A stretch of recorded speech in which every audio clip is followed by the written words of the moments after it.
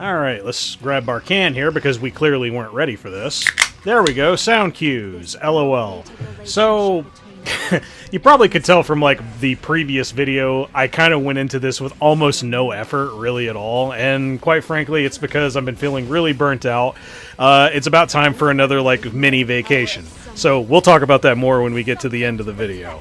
But basically, we're fighting an Unbound Knight Arowell, an Edward Elric, and a Spirit Eye Celine. So it's like, okay, so what's like probably the easiest thing that we can really do to fight this with the most minimum amount of effort?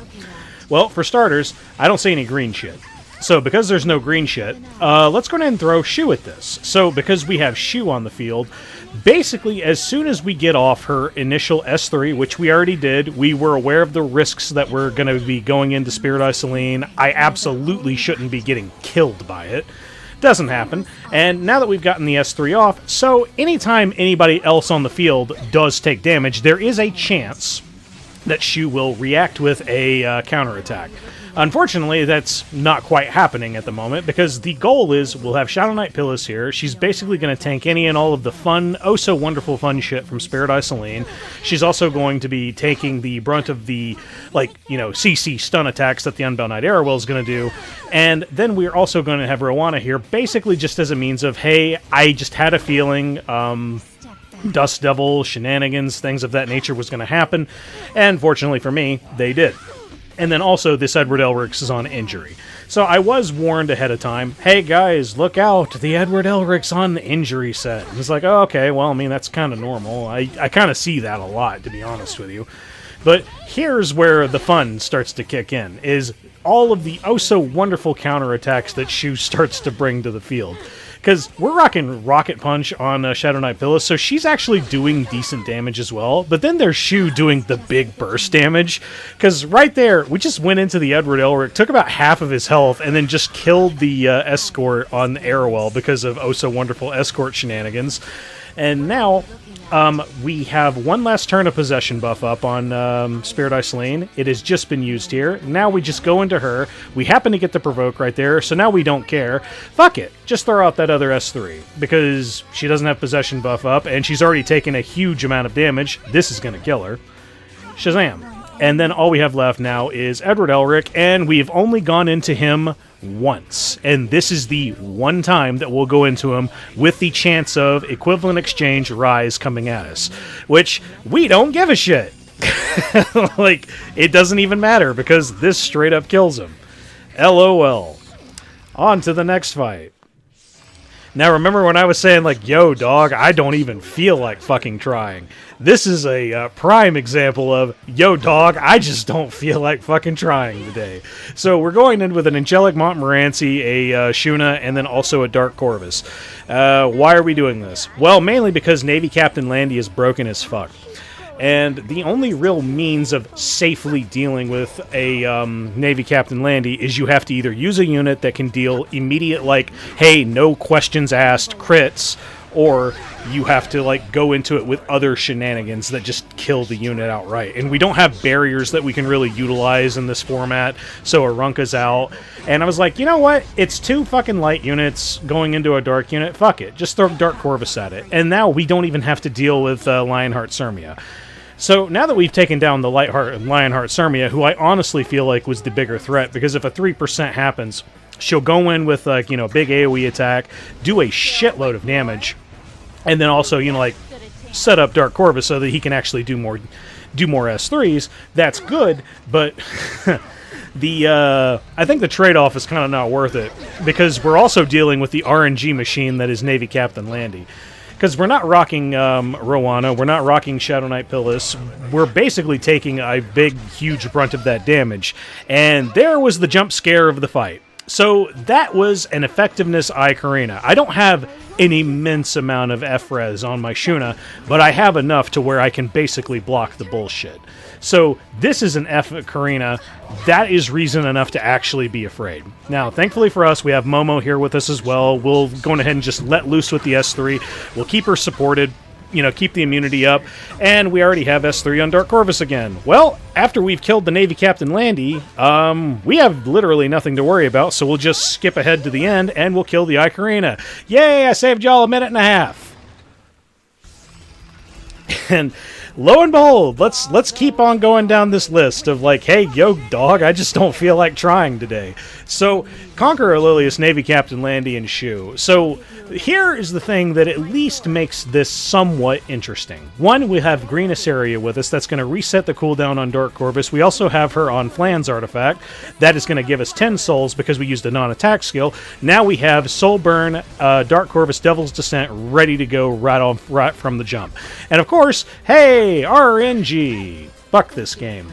But the good news is, we'll use this time. We have Destina here with us. We'll boost up the Dark Corvus. And now, fuck it. Just get rid of that Navy Captain, Landy. Fuck this unit. It's just it's a terrible fucking unit that just, you can't really experiment too much on.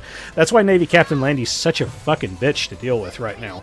Sure, it's pretty simple if you have the units to really deal with it, but she just kind of takes all the fun out. And of course, hey, element disadvantage, that shit just straight up doesn't exist for me. But hey, we've been hit enough times, we have Devil's Descent yet again. Okay, so now we'll just go into Choux and Shazam. All that's left now is Conqueror Lilias. So now I decide, you know what, fuck it, I'm kind of bored. Let's go ahead and let's play a game. Can we get to Iseria's S2 cooldown, like her S2, being able to use it on Dark Corvus, or is he going to achieve his S3 first? So I was like, okay, that actually sounds like a pretty interesting game, and it's something where it's like you could have like the argument of, oh, maybe Iseria does need a buff or something, but I really don't think she does. It's just really a sign of like just how incredibly fucking powerful this kind of thing is, but it also showcases just how insanely good Dark Corvus is as well, because that one crit that the Conqueror Lilias was able to do on Dark Corvus, now he's already in the lead. So after this turn here, and then after this turn here, well, damn, looky there, we have Devil's Descent, and we still had one turn remaining on our Iseria for us to actually get off the S2. It kind of sucks, but I mean, it's kind of hard to complain about something that's as good as it is. I just kind of wish it was maybe a little bit better, then you could use it in more things. But that's pretty much PvE territory at that point, isn't it? Okay, time for fun. So, Ahmed, Savior Aiden, and Mercedes. Alright, this is a really good opportunity to just throw Moon Bunny at it, because, okay, congratulations, we've dealt with the one weakness that my Shadow Knight Pyllis really has. We straight up didn't take any damage on the turn 1 Savior Aiden. Now, we're being hit, and we're basically already stacking defense, and we're going to get to really, really high levels of defense, and soon going to have def buff on literally everybody. And Brieg here, there's no green units that we're really going into, so we'll use this time to go into the Mercedes, basically get her ready to be killed, and as soon as we're able to kill the Mercedes, then we can guarantee who the extra attack S3 from Brieg, which I believe is called Limitless Sword Arts, goes to show how much I actually really like the character. But as soon as we get that opportunity to where we can just use it again, because straight up, that's def broken, that's going to fucking kill. And now the highest attacking unit is going to be Savior Aiden. We happen to hit, so we don't even miss at this point. Bam. You are fucked, man. So I can go about this two different ways. You can either go about it the like lame way and kill the Mercedes now, but this is a def broken Savior Aiden against a Shadow Knight Pyllis with def buff and multiple and like stacks of will. And Rocket Punch. Who gives a fuck? You're fucking dead. Like, there ain't no way you're coming back from that. Did you see? I happen to see the damage that did? It was like 13k. It was fucking ridiculous. Now, here comes the other fun part that was pointed out to me by somebody in my comments. So, we managed to put this Ahmed to sleep with our Moon Bunny. We managed to provoke this Ahmed with our Shadow Knight Pyllis. And we get double 15%ed by Brieg right here, and he had the most effectiveness of anyone else on the entire fucking team. Bro, just fucking delete 15% at this point. This shit's retarded. Okay, so time for fun. Abyssal Yufine, Arunka, Oxlots, and this was actually all a part of the plan. So, I knew the Ocean Breeze Luluca was going to be fast. I didn't know if she was going to be the fastest or anything like that, but I happened to have the turn first on Oxlots, and because of the Politis type effect that Abyssal Yufine has on her S2, Yeah, we're able to basically prevent her from taking the first turn, or like her from taking the second turn, as opposed to my Arunka taking the second turn. So hey, that worked out just fucking swell. And because of that, we're able to go into the Navy Captain Landy, we'll one-tap her with an S3, and that's all she wrote. Now here's the other thing that sucks about Arunka, real quick. We actually didn't miss, but because we're going into a def unit, yo man, it just sucks, man. Anytime you're using Arunka's S3 and you're going into a barriered unit and they have a lot of defense, you ain't one-tapping that shit. You're just not doing it. It's like the one thing that sucks about her that I do kind of wish was a change, and also another thing as well, I soul burned that S1, but because I had Mist debuff, the fact that I missed means I just threw 10 souls into the shitter for absolutely no reason. It's one of the biggest things that I genuinely really, really hate about Arunka. But, like, I don't know, whatever, it'll probably never be changed, whatever, just release a new unit, Smilegate, and everybody will be happy. But here we go. We have Max Fighting Spirit. We'll boost up the Abyssal Yufine, and now we can just straight up delete the team. Yay! And all we have left is the tank, and the tank is fucking dead. Shazam! That was fun. Now, it looks like one of my favorite RGB teams. And when I say favorite, I mean I genuinely really don't like these teams because I can't really predict what the fuck is going to happen.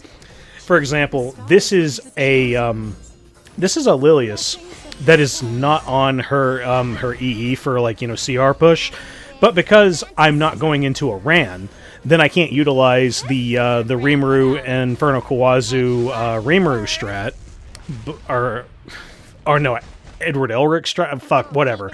I can't think right now, but basically we're going into a bunch of annoying ass fucking AoE shit. So the big thing in general is we're going to have Elena here. She's going to basically, like, reduce some of that damage as well as give us a nice heal on the S2 every now and then. This is another thing that I really kind of feel like Elena kind of does deserve a buff. I, honest to God, feel like her S2 just does not happen enough. I feel like, I can't recall right off the top of my head, but I think it is on a 2-turn cooldown for her to actually activate her S2, and it really, really sucks anytime you're going into, like, multiple AoEs. Because, yeah, the first AoE that you take, it's usually pretty good. Like, you'll get a nice big heal out of it. But then I also feel like you are, like, heavy, hard restricted into using Doctor's Bag. Whereas I would like to use things like Counterset. I would like to use things like Celestine. I would like to use even things like Stella Harpa, stuff like that. But I feel like I just absolutely can't. I feel like I need to have Doctor's Bag for the cleanse on S2 and for just the extra HP that I'm going to get back. That's like the one thing that I'm really kind of hating about Elena right now, even though I've been actually using her a fair bit because I just so happen to be going into lots and lots of AoE shit. But either way, that's enough of an annoying-ass rant on Arunka. But then we also have Shuna here. Shuna's here strictly, basically, just to tank the abuse from the ae-KARINA. The ae-KARINA is only able to get, like, one Death Break off. I think it was right there, just on Last Rider Krau. And here, I just take a quick look. Okay, so she is on 2 turns remaining until she can use her S3 again, because I know this is going to set her off. So, okay, fuck it. Let's go ahead and we'll let this thing rip. And Shazam. Now, here comes the fun. So, we still have to get some heals up, which we don't have S2, we don't have S3 on Shuna, so we can't really do too much. We can only do an S1. Okay, fine. We're able to get it going. But then here, we should get concentrated ground again. But, like, it just feels like you don't have it at all times, because I think I get hit by 2 AoEs at once or something, and it just doesn't feel as good. But I don't know, man. This was, like, the one thing that I could think of just off the top of my head to fight this just immediately. There are probably many, many better ways of fighting this. For example, I saw a couple of people throwing Lone Crescent Bologna at this. I saw, like, I think I even saw a few Midnight Gala Lilias thrown at this. But I was just like, I just kind of want to take this stuff slow, tank it, and then just get on out of here. Because, like, fuck, man, I was not feeling Guild War at all today. But hey, we were finally able to get... We should be able to get to our last Rider Krau's turn right up ahead because we soul burned on that last one, so we should have access to it, and we're also going to keep that Elena S3 just in case we need it. Thank God for Deanne artifact on Shuna, because it actually feels like a best in slot. You just straight up get just a lot of HP back from it. Now here comes Mobile Weapon Siegfried yet again. Shazam. Now that's going to kill ae-KARINA. Doesn't kill the Lilias, and it doesn't kill the Senya, but you know what? The really, really fucking annoying threat, ae-KARINA, is gone, and we don't have to really worry about it anymore. And that's where it's like, I kind of feel like we need a little bit more death punish kind of things. We have plenty of like HP bloat punishers, we have injury, we have all this other kind of stuff, but I feel like we don't have enough death punishment. Like, the only ones I can really even think of off the top of my head are, to an extent, Midnight Gala Lilias, because she only really works if they have really bloated ass HP. And then there's also Watcher Shuri, but then Watcher Shuri going into like a Senya just feels like you're just taking unnecessary risks. So it's like, fuck it. We'll just go ahead and we'll just throw this team at it. And of course I've got like Last Rider Krau here, hoping that we're going to be taking lots of AoE attacks, but we don't really. All we really take is just a few from the Lilias and just like a few from the Senya. It's not like you're getting overrun with attacks willy-nilly. Like for example, if there was a Belly in here, this would feel infinitely better, just because you would be getting hit every fucking turn with an AoE attack, and you would just straight up be bursting the fuck out of the team with Last Rider Krau. But unfortunately, that it is what it is. And with that being said, that is the end of this particular match. Oh, man. So, in other Epic 7 news, boys, it turns out tomorrow we're probably going to be learning about the spec change for Christie. Hopefully it comes out tomorrow, but I think it's just it's just showing us what it is. And, I mean, I'm pretty hyped for that. Oh, actually, no, I'll be 100% honest with you. I'm not hype for Christie's SC because she's already a good unit. Like, you know what I mean? Like, am I the only one who feels that way? Where it's like, I feel like it should have been Melanie, because I feel like Melanie could have really been very useful if she were to get an SC, because she already has some, like, guaranteed crit shenanigans built into her. That's one of the biggest problems that we're dealing with right now, which is anti-crit. And just like, no, fuck it. We'll just give it to, we'll give that to Christie, and we'll play like an ER game. But, like, I have no clue what SG's gonna do. So, I'm not really excited. But I'm not going to say, like, it's just going to be bad. I just really wish the specialty change calendar was a little bit faster. Because, holy fuck, I can't even remember how long ago it was since the last one. Because I know I'm pretty positive we're behind on that. But, whatever, I don't really have anything to back that up. And then, hey, we're also going to be getting 2 other units. We're going to get a Katie's sister. I forgot what her name was. And then also a limited version of Luluca. Okay, cool. I don't care about either of them. Unless you're actually going to showcase some mechanics that are going to break some dumb shit. Like, hey, look, we're finally going to get an answer to injury. We can heal injury now. Or whatever. Because looking at Luluca, I'm just assuming she's going to be some poison or venom character. Because they're just going to start spreading more injury, I'm assuming. But either way, I didn't get a chance to talk about the other thing I wanted to. Fuck it, we'll talk about that Wednesday. If you guys like this video, go ahead and leave a like. If you want to see more of my stuff, hit subscribe. Bye!